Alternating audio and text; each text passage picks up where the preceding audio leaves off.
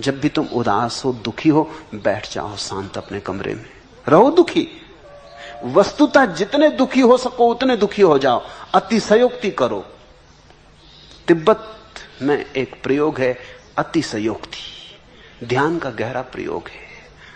वो कहते हैं जिस चीज से तुम्हें छुटकारा पाना हो उसकी अतिशयोक्ति करो, ताकि वो पूरे रूप में प्रकट हो जाए। ऐसा मंद मंद ना हो।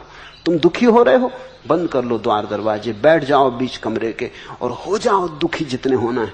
तड़फो, आह भरो, चीखो, लोटना पोटना हो जमीन पे लोटो पोटो, पीटना हो अपने को पीटो,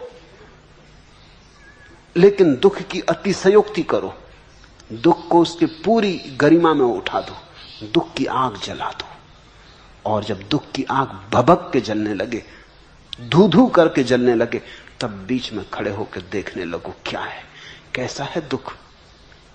इस दुख के साक्षी हो जाओ, तुम चकित हो जाओगे, तुम हैरान हो जाओगे कि तुम्हारे साक्षी बनते ही दुख दूर होने लगा, तुम्हारे और दुख के बीच फासला होने लगा। तुम साक्षी बनने लगे, फासला बड़ा होने लगा।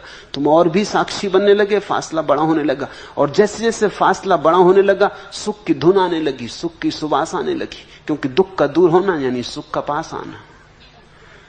धीरे धीरे तुम पाओगे दुख इतने दूर पहुंच गया कि अब समझ में भी नहीं आता कि है या नहीं, दूर तारों पर पहुंच गया।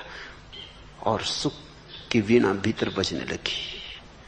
फिर एक ऐसी घड़ी आती है जब दुख चला ही गया। जब दुख चला जाता है तो जो शेष रह जाता है वही सुख है। सुख तुम्हारा स्वभाव है। सुख दुख के विपरीत नहीं है। तुम्हें सुख पाने के लिए दुख को लड़ना नहीं है। दुख का अभाव है सुख, दुख की अनुपस्थिति है सुख। दुख को तुम देख लो भर आंख और दुख गया। यही करो तुम क्रोध के साथ, यही करो तुम लोभ के साथ, यही करो तुम चिंता के साथ। और 100 में से 90 मौकों पर तो शरीर के दुख के साथ भी तुम यही कर